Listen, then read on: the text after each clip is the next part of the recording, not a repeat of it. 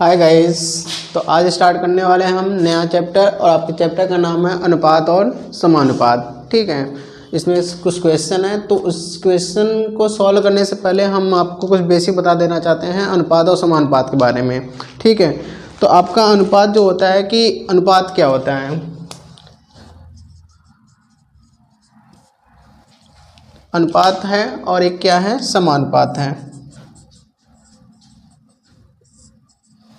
अनुपात क्या होता है कि अगर कोई दो समान प्रकार की संख्याएं हैं, कोई भी हो, दो समान प्रकार की वस्तुएं हैं, तो उनके बीच जो संबंध होता है उसको हम क्या कहते हैं, अनुपात कहते हैं। कहने का मतलब यह है कि समान प्रकार की दो संख्याओं, समान प्रकार की दो संख्याओं के बीच जो संबंध स्थापित होता है उसे हम क्या कहते हैं, अनुपात कहते हैं।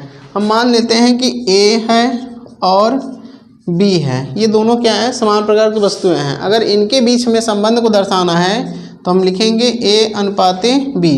अनुपात का जो सिंबल होता है, अनुपात का जो प्रतीक होता है वो क्या होता है, ये होता है। अनुपात का जो प्रतीक होता है वो क्या होता है, ये होता है। तो हम कह सकते हैं कि अगर यदि A और B जो हैं दो समान प्रकार की वस्तुएं हैं, अगर उनके बीच संबंध को हमें दर्शाना है तो उसे हम लिखते हैं A अनुपात B, और उसी को क्या बोलते हैं, हम अनुपात बोलते हैं। क्लियर है। अब बात आती है समानुपात की। समानुपात वो होता है अगर हमारा दो अनुपात, कोई सा भी दो अनुपात, हम मान लेते हैं कि एक है कि A अनुपात B, और इसको बटे में पहले हम लिख लेते हैं A बटा B। ठीक है, A बटा B अगर C बटा D के क्या है, बराबर है। क्या है, बराबर है। यदि A बटा B C बटा D के क्या है, बराबर है, तो हम क्या कहेंगे कि ये चारों जो संख्याएं हैं वो क्या है, एक दूसरे के क्या है, समानुपाती हैं। ठीक है, कहने का मतलब यह है कि जो दो अनुपात अगर बराबर होते हैं तो उन्हें हम कह सकते हैं कि ये क्या है, समानुपात हैं। जैसे हम इसको लिख सकते हैं, बटे को हम अनुपात लिख सकते हैं, और जो बराबर होता है इसको हम क्या लिखते हैं, समानुपात। तो C अनुपात D। तो जो हमारा समानुपात का सिंबल होता है वो ये होता है,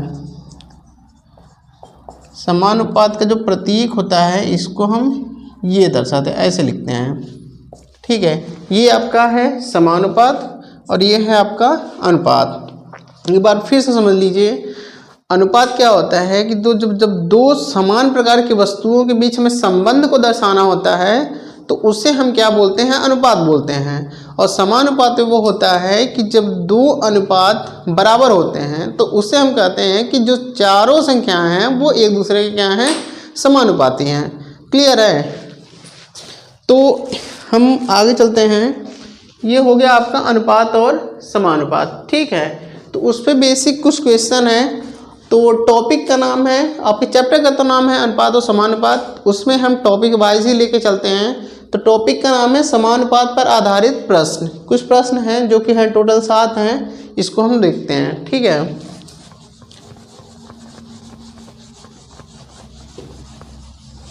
बहुत ही अच्छा और इंटरेस्टिंग चैप्टर है, अब ध्यान से पढ़िएगा तो आपको मज़ा ज़रूर आएगा। ठीक है, तो चलते हैं क्वेश्चन नंबर फर्स्ट पे। क्वेश्चन नंबर फर्स्ट क्या कह रहा है कि दो शहरों के बीच का बस का भाड़ा 11 अनुपात 18 में है। क्या है, 11 अनुपात 18 के अनुपात में बढ़ाया गया है। ठीक है, दो शहर थे तो उनके बीच जो बस का भाड़ा था उसको कैसे बढ़ाया गया है, 11 अनुपात 18 के अनुपात में बढ़ाया गया है। मतलब पहले एक प्रकार से मान सकते हैं, पहले अगर 11 रुपये लगता था तो अब कितने लगते हैं, 18 रुपये लगते हैं। ठीक है, यानी कि मूल भाड़ा ये है और बढ़ी हुई भाड़ा ये है, मतलब बढ़ाने के बाद जो भाड़ा हुआ है वो ये है और मूल भाड़ा ये है हमारा। ठीक है, यदि मूल भाड़ा 550 रुपये है तो अच्छा 11 यूनिट की वैल्यू दिया है, 11 यूनिट को हम लिख सकते हैं 550। अगर इसे कैंसिल आउट करें, 11 कम 11 और 11 25 तो 50, मतलब 1 यूनिट की वैल्यू कितनी हो गई, 50। ठीक है, तो भाड़े में कितनी वृद्धि हुई है।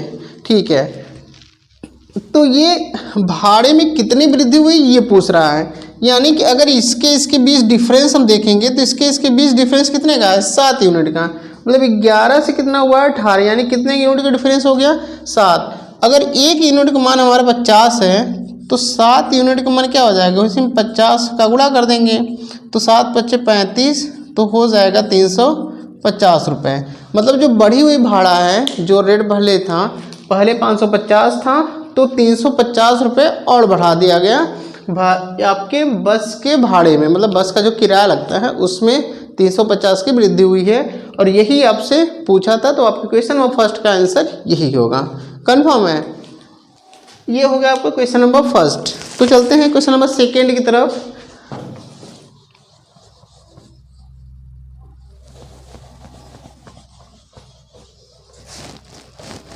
क्वेश्चन नंबर सेकेंड हमारा है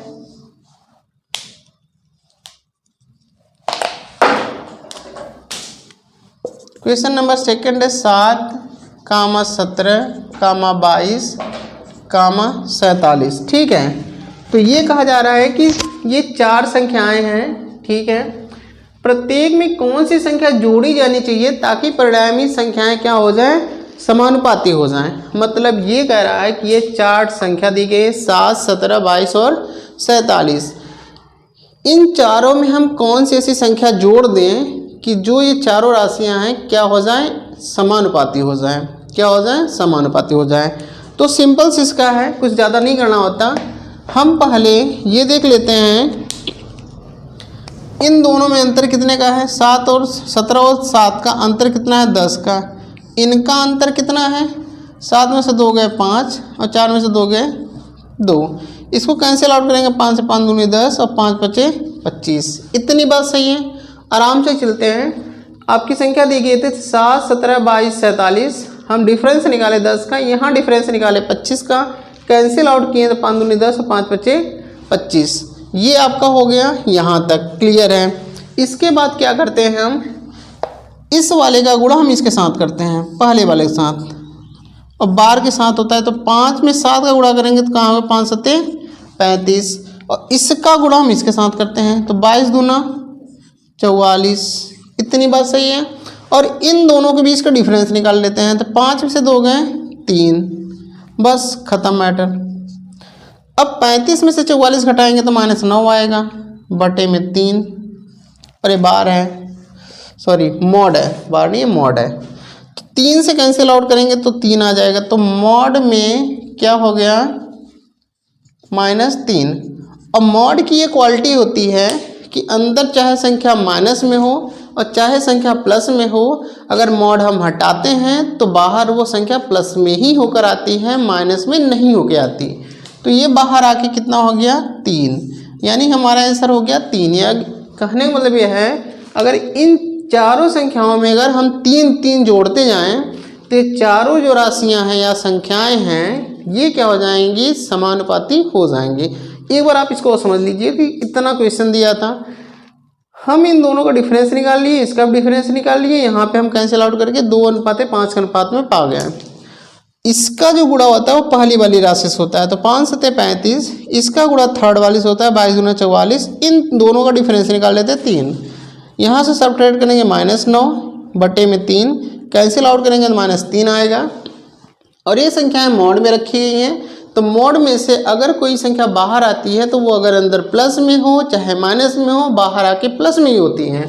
तो -3 अगर बाहर आएगा तो +3 हो जाएगा। और यही हमारा क्या है, आंसर है क्वेश्चन नंबर सेकेंड का। ठीक है, चलते हैं क्वेश्चन नंबर थर्ड पे।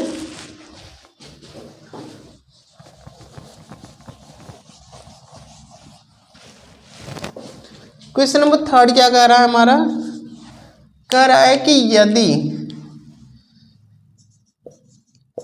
0.8 अनुपाते x समानुपाते 5/8, तो x का मान बताइए।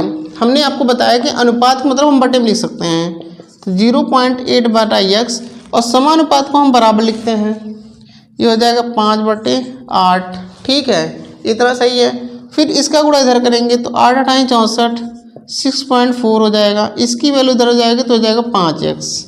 ठीक है, अब 5 हमें x की वैल्यू फाइंड आउट करनी है तो 5 को इधर हम लाएंगे तो x = हो जाएगा 6.4/5। कैंसिल आउट करेंगे, 5 × 5, यहाँ 1 बचा। अब हम 1 में तो जाएगा नहीं भाग, कहने मतलब यहाँ से दिखा देते हैं अच्छे से।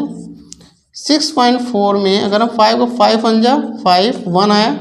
अब हमें इस 4 को लाने के लिए यहाँ पॉइंट है तो पॉइंट को, इस 4 को लाने के लिए पॉइंट पे जाना पड़ रहा है तो पॉइंट को हम यहाँ लिख देंगे और इस 4 को यहाँ पर लाएंगे तो 5 2 जा 10 हो जाएगा, यहाँ 4 हो गया। इस दशमलव को जैसे यहाँ पर 0 बढ़ा सकते हैं, 5 8 40।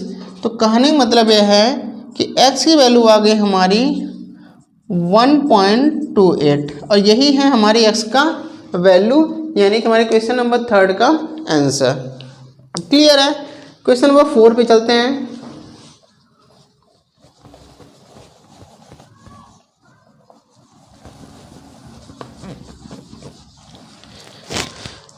क्वेश्चन नंबर 4 क्या कह रहा है? क्वेश्चन नंबर 4 है हमारा 5:8 समानुपाते 15:, ये क्वेश्चन मार्क का चिन्ह है। क्या है? क्वेश्चन मार्क चिन्ह है। तो बोला है अनुपस्थित संख्या ज्ञात कीजिए, मतलब ये वाली संख्या ज्ञात करनी है। तो इस वाली संख्या को हम कुछ भी मान लेते हैं, x y z ABCD कुछ भी मान लेते हैं, ठीक है। तो हम इसको z मान लेते हैं। क्या मान लेते हैं? z मान लेते हैं, ठीक है। अनुपात का मतलब होता है 5/8 और समानुपात मतलब होता है बराबर 15/z। अब इसका देखिए 5 से कैंसिल आउट करेंगे तो 5 से 15, z का 1 यहाँ गुणा करेंगे तो यहाँ 1 है ना, z का 1 में गुणा करेंगे z ही आएगा। 8 का 3 में गुणा करेंगे 8 3 24 हो जाएगा। यानी जो अनुपस्थित राशि है यानी कि ये जो क्वेश्चन मार्क लगा हुआ है यहाँ पे कौन सी राशि होगी? 24। ये आपका क्वेश्चन नंबर 4 का आंसर है। ओके, क्वेश्चन नंबर 5 पे चलते हैं। क्वेश्चन नंबर 5 कह रहा है कि यदि a अनुपाते b अनुपाते c बराबर है 1:3:2, 1/√3:2, यदि c बराबर क्या है? 4 है। अच्छा यहाँ पे देखिए c कितनी यूनिट है? 2 यूनिट। तो 2 यूनिट की वैल्यू दिया गया 4, तो 2 1 कम 2 और 2 दूनी 4, मतलब 1 यूनिट की वैल्यू है 2। मतलब यहाँ से देखिए c बराबर दिया, ये तो देखिए क्वेश्चन ही है, कंफर्म है। c बराबर 4 है, यानी कि c बराबर 4 मतलब 2 यूनिट की वैल्यू दिया गया 4, तो 1 यूनिट की वैल्यू हो जाएगी 2। इतना सही है। तो b का मान बताइए। तो b बराबर क्या है? √3। तो √3 की जब 1 यूनिट की वैल्यू 2 है तो √3 यूनिट की वैल्यू कितनी हो जाएगी? √3 में 2 का गुणा, तो ये तो फ्री है तो ये फ्री ही रहेगा, ये हो जाएगा 2√3 और ये हो जाएगा क्वेश्चन नंबर 5 का आंसर। कंफर्म, सिंपल से क्वेश्चन है। चलते हैं क्वेश्चन नंबर 6 की तरफ।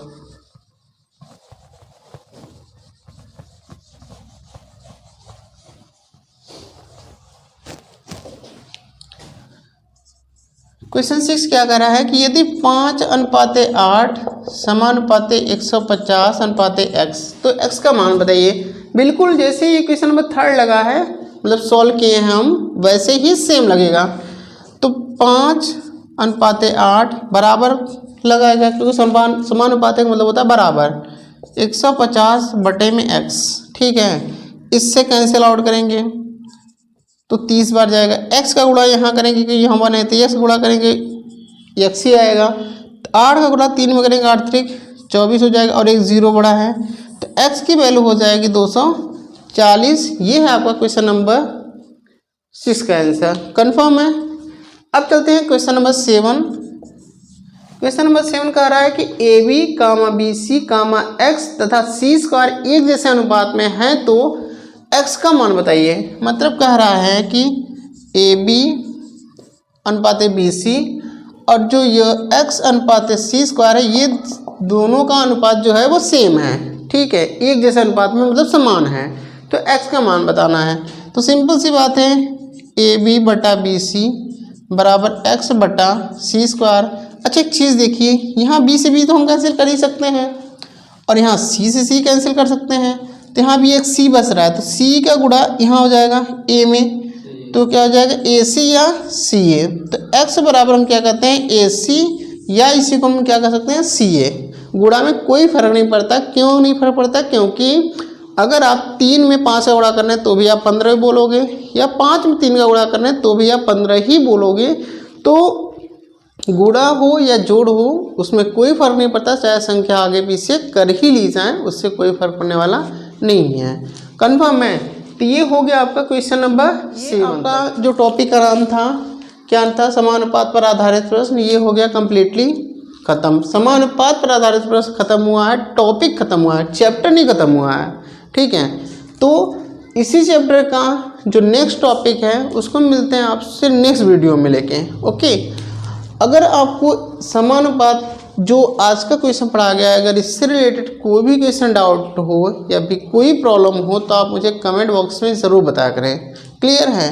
ओके, तब मिलते हैं अनुपात और समानुपात का नेक्स्ट टॉपिक लेके नेक्स्ट वीडियो में। तब तक के लिए गुड बाय।